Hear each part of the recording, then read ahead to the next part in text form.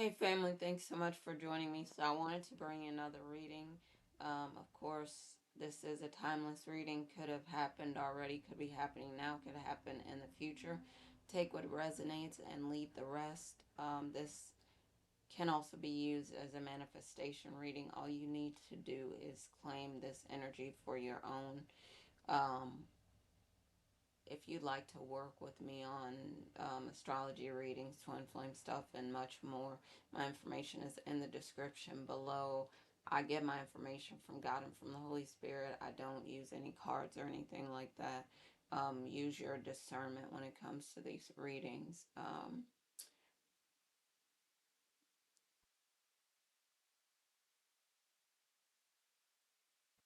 We all have masculine and feminine energies in us, so use these terms as they make sense in your situation.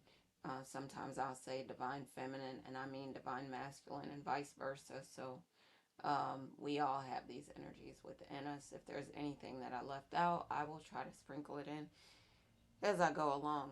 All right, child. So let me go in. So divine feminine is having this experience lately for some of you and some divine masculines where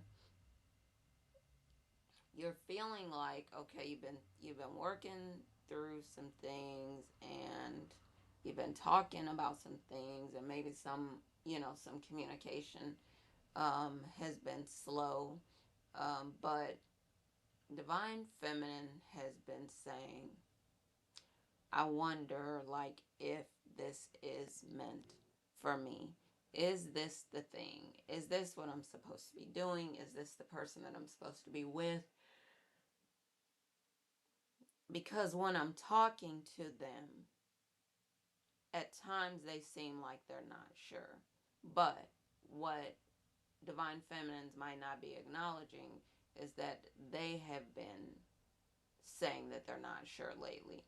And um, the environment is a mirror of you. So the energy that you're putting out is coming back. I think we forget how powerful we are as creators. Whatever you put out there is coming back to you.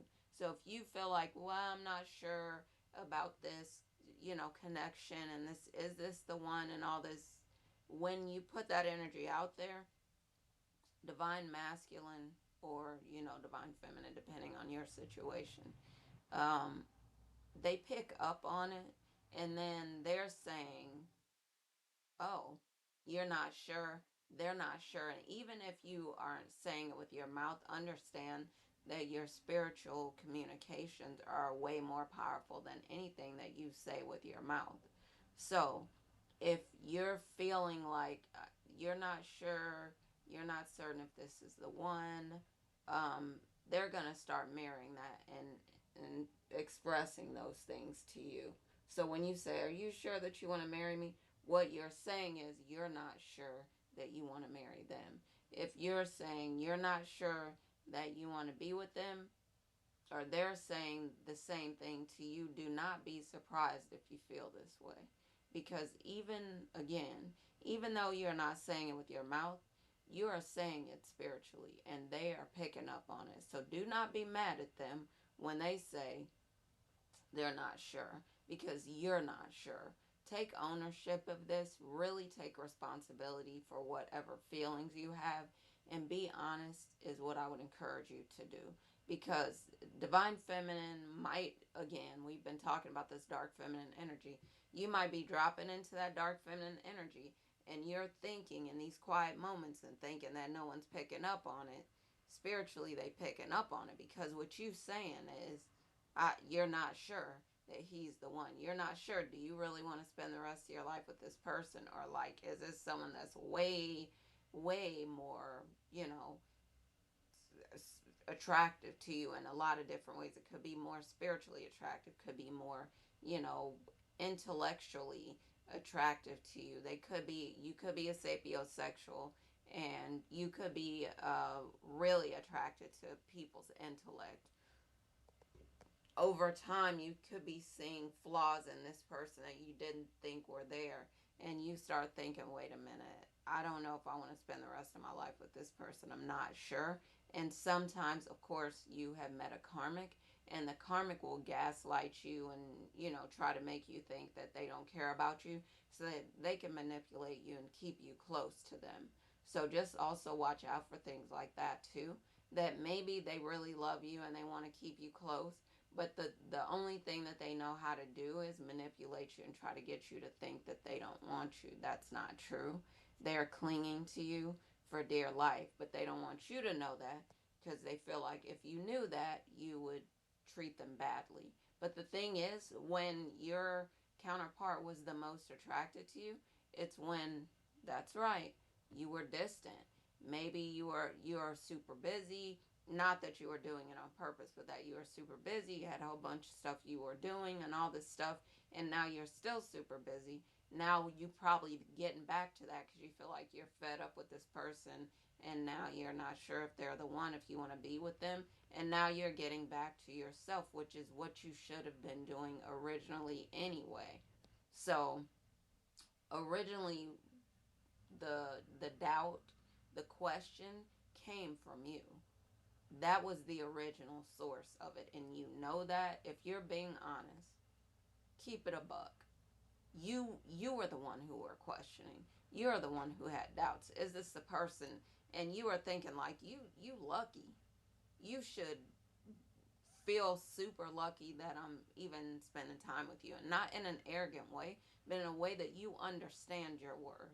You understand who you are, and that's the reason that they got together with you, because you were that confident, because you were that girl, or you were that whatever, you were that woman, you were that man, you were him, you were her, you were those people. And when you have, these moments where you start doubting, of course, that's going to be reflected in your environment. So they going to start doubting. And don't be surprised. You got to get back to your confidence. You got to get back to pampering you. You got to get back to decentering someone else, and you are the center of the multiverse for yourself. You got to be the one. And again, I'm not speaking about this in an arrogant way. What I'm saying is, like, when we say, as divine counterparts, as mirror souls, as twin flames, we are in love with ourselves. We are genuinely in love with ourselves. Now, we can also be in love with everyone else that we encounter. Why? Because we love people. We love other beings just that much. So, but we can be in love with ourselves, and other people find that so attractive and so addictive. And they they cling to you, and they're obsessed with you, and they're trying to figure you out, and they want to know what you're doing, where you're going, and all this stuff. And you're like, I don't have time to play with you right now. I'm too busy focusing on me, what I need to do, where I need to go, my calling, my purpose in this life. And I'm elevating, I'm going up, I'm looking beautiful, I'm feeling beautiful, I'm feeling like $1 trillion. I'm energized, I'm in the best physical shape of my life, I'm eating healthy, I'm exercising, I'm spiritually, you know, working on becoming more powerful intellectually, working on, drawing knowledge out of myself and tapping into the Akashic records or the collective unconscious, or I'm really focused on mastering my craft, or I'm working on making sure that I'm surrounding myself with friends, family, people who are in good energy and all this stuff. And I don't have time to play games with you. What do you want? And they're so obsessed with you, so desperate to be around you, to figure out what are you doing, where are you going, what are you gonna do, or how did you get here to this place? And they want a supervisor, they want a leader, they want you to always be close to them, they want to be in your energy all the time. You like, whoa, why don't you back up? Because you're on such a high, and you don't want anyone messing with anything so that you would wobble when you're in the vortex, and people start to try to get close to you and stuff like that. Then sometimes you feel the wobble. Make sure that you're staying on your game.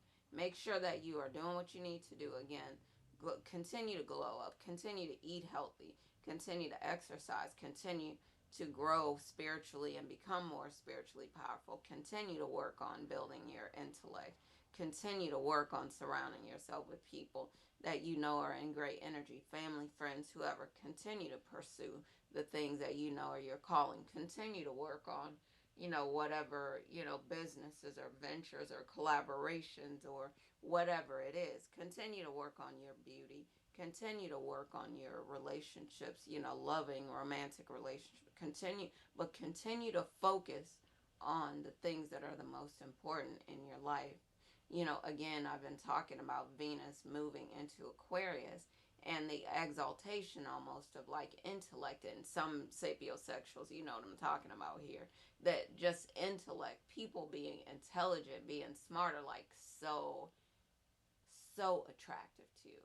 And you know that it's possible that your divine counterpart, like one of the first things that they notice about you, and they continue right now to be amazed, even if they saying they're a little shaky and they're not sure, they are sure that they are very attracted to your intellect. They're very attracted to your spiritual power. They're very attracted to your physical, you know, body. They're very attracted to the way that you take care of yourself. They're very attracted to those things. Isn't it funny, again, like I was saying before, that when you're focused so much on you, that they're so attracted and obsessed to you because they're mirroring with you, sorry. They're mirroring what you doing. So you got to be obsessed with you. You got to focus on you. You got to be in love with yourself. You got to make sure that you're the one who's, who loves you. And there's a video out there that they have, Carl Jung on the video, like the face, but I think it's AI generated. But what they were talking about in this video, one of the things that they were talking about is one reason that a person is super attracted to you is because of the way that they feel when they're around you. They feel like $1,000,000. They feel great. And part of it is that you're also attracted to people for the same reason, because of the way that you feel around them, or they bring you back to who you are, to the original before anything happened. They bring you back to the person that you really are. So you don't have to fight for attention. You don't have to fight for affection. You don't have to fight or struggle or any of that. In the beginning, you know that you were not concerned with that stuff. You were focused on what? You, the calling, you glowing up, you getting to the bag, or you building your business, becoming successful, you building your spiritual gifts and your powers and ability, you building friends and family and people around you, that are in great energy.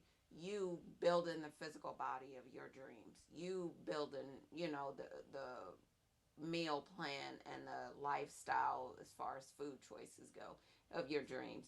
You are focused on all those things.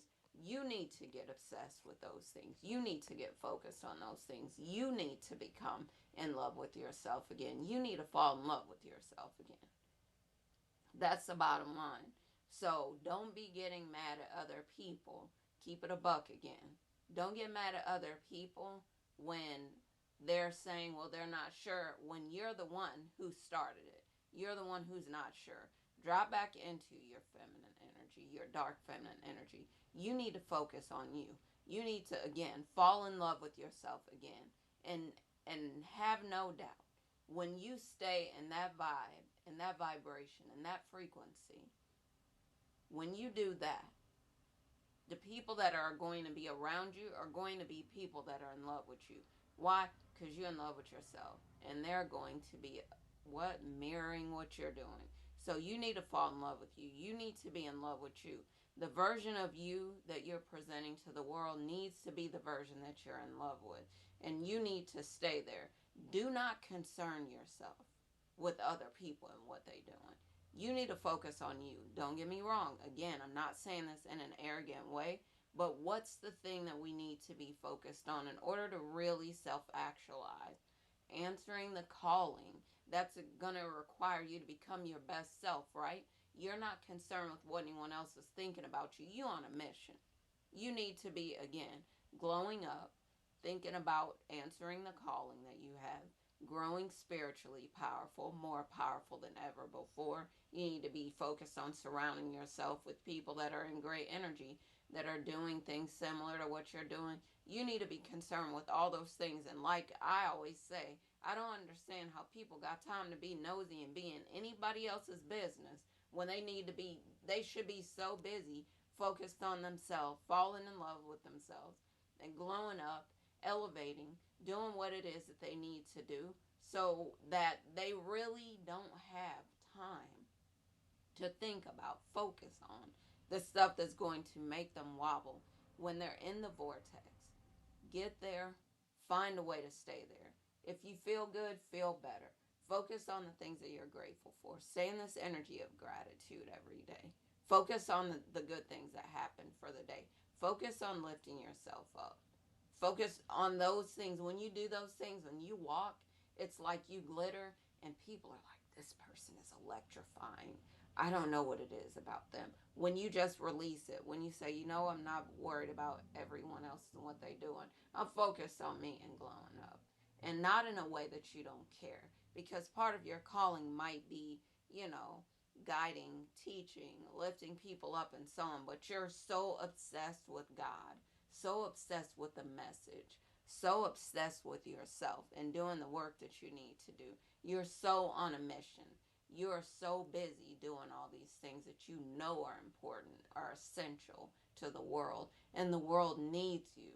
This is what you're obsessed with. And when you do that, that's when other people fall in love with you over and over and over again every day. That's why you stay in the honeymoon phase. That's what, that's why all these things happen and you tend to have a happy life, but you super busy. Focus on what?